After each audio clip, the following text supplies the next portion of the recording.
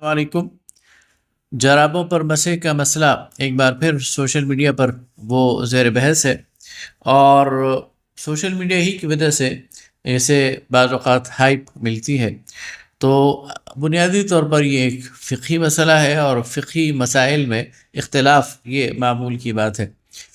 اور اس میں کسی ایک رائے پر جزم اور اصرار یہ نہیں ہونا چاہیے، بلکہ اس میں ہر رائے کو ایک سپیس دینی چاہیے۔ اس میں امام شافعی رحمہ اللہ کا وقول سب کو اپنے سامنے رکھنا چاہیے کہ وہ فرمایا کرتے تھے کہ میں اپنی رائے کو صحیح سمجھتا ہوں، لیکن اس میں غلطی کے امکان کو تسلیم کرتا ہوں، اور اپنے مد مقابل کی رائے کو غلط سمجھتا ہوں، لیکن اس میں صحت کے امکان کو تسلیم کرتا ہوں۔ لہذا جو بھی فقہی رائے ہوتی ہے اس میں غلطی کا بھی امکان ہوتا ہے، اس کے ٹھیک ہونے کا بھی امکان ہوتا ہے، اور تنوع بھی اس میں موجود ہے، ایک ہی وقت میں کئی آراء بھی ٹھیک ہو سکتی ہیں۔ لہذا جو بات قرآن اور سنت سے براہ راست ثابت نہیں ہے اور فقہا کی تشریحات اس میں شامل ہیں، وہ ایک انسانی عمل ہے، اس میں اختلاف یہ طبعی ہے، یہ ہو سکتا ہے، اور اس اختلاف کو کفر اور اسلام کا مسئلہ نہیں بنانا چاہیے، اور اس کی بنیاد پر کسی دوسرے پر کوئی فتویٰ بھی نہیں لگانا چاہیے۔ اب آتے ہیں جرابوں پر مسح کے اس مسئلے پر۔ اس پر جو میرا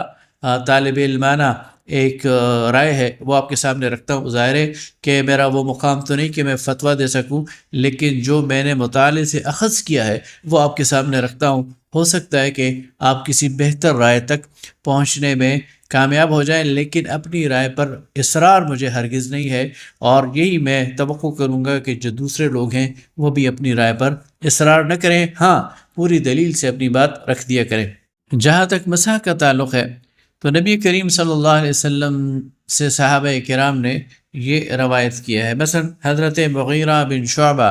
رضی اللہ تعالیٰ عنہ کی حدیث ہے، اور یہ حدیث سنن ابی داود میں اور ترمذی دونوں میں موجود ہے کہ ان رسول اللہ صلی اللہ علیہ وسلم توضأ فمسح علی الجوربین والنعلین، کہ نبی صلی اللہ علیہ وسلم نے وضو فرمایا اور پھر آپ نے مسح کیا جرابوں پر اور جوتوں پر۔ اسی طرح ایک صحابی ہے صفوان بن عسال، وہ کہتے ہیں قال صفوان بن عسال كان رسول الله صلى الله عليه وسلم يأمرنا إذا كنا سفرا ألا ننزع خفافنا 3 أيام وليالهن إلا من جنابه۔ نسائی اور ترمذی نے اس کو روایت کیا ہے۔ وہ فرماتے ہیں کہ جب ہم سفر کی حالت میں ہوتے تھے تو رسول اللہ صلی اللہ علیہ وسلم ہمیں یہ حکم دیتے تھے کہ اپنے موزے جو ہے وہ 3 راتوں اور 3 دن کی مدت تک وہ نہ اتارا کریں سوائے جنابت کی حالت کے، اور اسی پر مسح کر لیا کریں۔ اسی طرح حضرت بلال سے روایت ہے، اور یہ متفق علیہ ہے، بخاری مسلم کی روایت ہے کہ انہ مسح الخفین، کہ نبی صلی اللہ علیہ وسلم نے موزوں پر مسح کیا۔ اب ان روایات سے 3 باتیں پتہ چلتی ہیں۔ ایک تو یہ کہ نبی صلی اللہ علیہ وسلم نے جوراب پر مسح کیا۔ دوسری بات یہ پتہ چلتی ہے کہ نبی صلی اللہ علیہ وسلم نے جوتوں پہ مسح کیا، اور تیسری بات یہ پتہ چلتی ہے کہ نبی صلی اللہ علیہ وسلم نے خفین پر مسح کیا۔ اب یہ خفین کیا ہے تو اس کے بارے میں فقہا اور ائمہ لغت کہتے ہیں کہ چمڑے کے موزے ہیں، جوتے ظاہر ہے کہ جوتے ہیں، اور یہ جوراب کیا ہے اس کے بارے میں جو تابعین ہیں ان کا قول یہ ہے کہ یہ اون کے یعنی موزے ہیں۔ اس کے بعد صحابہ کے آثار آتے ہیں تو حضرت عمر رضی اللہ تعالیٰ عنہ، حضرت علی کرم اللہ وجہ الکریم، حضرت ابن مسعود رضی اللہ تعالیٰ عنہ، حضرت انس بن مالک رضی اللہ تعالیٰ عنہ، اور ان کے علاوہ متعدد صحابہ ایسے ہیں جو جوربین پر مسح کرتے تھے۔ یہ میں بتا چکا ہوں کہ تابعین جو ہیں وہ جوربین سے اون کے جورابیں مراد لیا کرتے تھے۔ سید التابعین حسن بصری کا قول ہے کہ کانوا یمسحون علی الجوربین من صوف، کہ صحابہ کرام جو ہیں وہ مسح کرتے تھے ایسی جرابوں پر جو اون سے بنی ہوئی ہوتی تھی۔ ابراہیم نخعی دوسرے تابعی ہیں، وہ کوفہ کے اصحاب کے بارے میں فرماتے ہیں وہ جورابوں پر مسح کرتے تھے جو کہ اون کی بنی ہوئی ہوتی تھی۔ ان تمام روایات سے اور صحابہ کرام کے آثار سے اور تابعین کے اقوال سے 5 چیزیں وہ بالکل واضح ہو گئیں۔ پہلی چیز تو یہ واضح ہوئی کہ نبی صلی اللہ علیہ وسلم نے مسح فرمایا ہے۔ دوسری چیز یہ واضح ہوئی کہ نبی صلی اللہ علیہ وسلم نے چمڑے کے موضوع پر مسح کیا ہے۔ تیسری چیز یہ واضح ہوئی کہ نبی صلی اللہ علیہ وسلم نے اون کے موضوع پر مسح کیا ہے۔ چوتھی چیز یہ واضح ہوئی کہ نبی صلی اللہ علیہ وسلم نے جوتوں پر مسح کیا ہے۔ اور پانچویں چیز یہ واضح ہوئی کہ یہ عمل پھر صحابہ کرام اور تابعین کرام میں 70 سے زیادہ اصحاب سے یہ منقول ہے۔ اس کے بعد فقہا کے درمیان ایک اختلاف پیدا ہو گیا، اور وہ اختلاف یہ تھا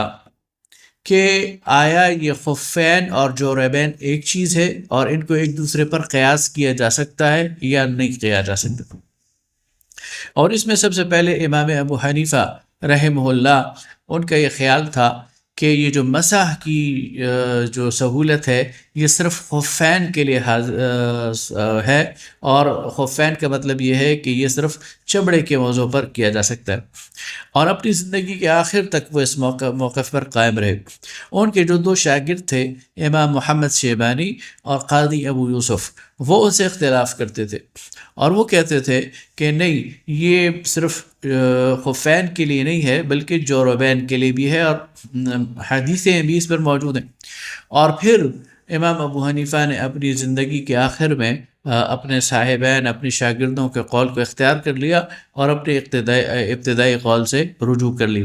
اور بات یہ بن گئی کہ انہوں نے بھی جوربین پر، یعنی جوراب پر، یعنی اون کے بنی ہوئی جو موزے ہیں ان پر مسح کو قبول کر لیا۔ لیکن اس کے ساتھ پھر انہوں نے شرائط لگائیں، اور وہ بنیادی طور پر 2 شرائط تھی، ایک منعلین اور دوسرا ثقینین، یعنی ایسی اونی جرابیں جن کے نیچے چمڑے کے تلے لگے ہوئے ہوں، یا وہ اتنے گف ہوں اور اتنے دبیز ہوں، اتنے موٹے ہوں کہ پانی ان کے اندر نیچے نہ جا سکے۔ لیکن ان دونوں شرائط کا اگر کو دیکھا جائے حدیث میں، تو حدیث میں کہیں بھی نہ منعلین کی جو ہے وہ شرط ہمیں ملتی ہے منعلا، اور نہ ہی ثقین کی۔ اور یہ اگر صحابہ کو دیکھا جائے تو صحابہ کے ہاں بھی ہمیں یہ شرائط نہیں ملتی، اگر تابعین کو دیکھا جائے تو ہمیں تابعین کے ہاں بھی یہ دونوں شرائط نہیں ملتی۔ امام ابو حنیفہ نے اور بعد کے فقہا نے اصل میں قیاس کرنے کے لیے کہ چونکہ خفین کی بات کی گئی ہے، چمڑے کے موضوع کی بات کی گئی ہے، تو چمڑے جیسی چیز پر بھی مسح کیا جا سکے گا، اور چمڑے جیسی چیز کے لیے پھر انہوں نے یہ شرائط اپنی طرف سے اس پر لگا دی کہ یہ اتنے سخت ہونے چاہیے کہ ان میں چلا جا سکے، اور اتنے دبیز ہونے چاہیے کہ پانی اس میں سرایت نہ کر سکے۔ لیکن یہی وہ بنیادی اصل میں شاید غلطی ہے کہ جس کی طرف فقہا کی نظر نہیں گئی، اور اس کو بعد کے فقہا نے پھر اس کو ایڈریس کیا، اور وہ یہ ہے کہ مسح کے لیے جو علت ہے اور جو سبب ہے وہ چمڑا ہونا نہیں ہے بلکہ حرج کا دور ہونا ہے۔ یعنی نبی صلی اللہ علیہ وسلم نے جو اپنے موضوع پر مسح کیا تو اس لیے نہیں کہ وہ چمڑے کے بنے ہوئے تھے، بلکہ آپ نے اس لیے مسح کیا کہ ان کے اتارنے سے زحمت ہو رہی تھی، اور ظاہر ہے کہ جو زحمت چمڑے کے موزے کو اتارنے سے ہوتی ہے وہی زحمت ان کے موزے سے کو بھی اتارنے سے ہو سکتی ہے، اور وہی جو زحمت ہے وہ سود کے موزے کو اتارنے سے بھی ہو سکتی ہے۔ اس لیے فقہا نے بعد میں اس کو بالکل جو ہے ان شرائط کے بارے میں کہا کہ یہ شرائط جو ہیں وہ ٹھیک نہیں ہیں۔ مثلا ابن تیمیہ نے، ابن القیم نے، ابن منذر نے، ان سب نے یہی کہا کہ مسح کی جو علت ہے وہ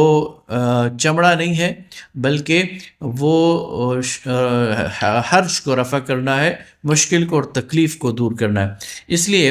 امام ابن تیمیہ نے اپنے مجموع الفتاوی میں یہ بات بالکل واضح کر دی کہ والمسح علی الجوربین جائز سواء کانا ثقیلین او رقیقین، کہ جوربین پر مسح یہ جائز ہے چاہے وہ موٹے ہوں یا رقیق ہوں۔ ابن حزم ظاہری نے بھی یہ بات کہی کہ یجوز المسح علی کل جورب ثقیل او رقیق، کہ ہر موٹے یا پتلے جوراب پر وہ مسح جائز ہے۔ تو بات، اور یہی آج کے دور میں مولانا سید ابوالعلا مودودی نے بھی اپنے رسائل و مسائل میں اس پہ بات کی ہے۔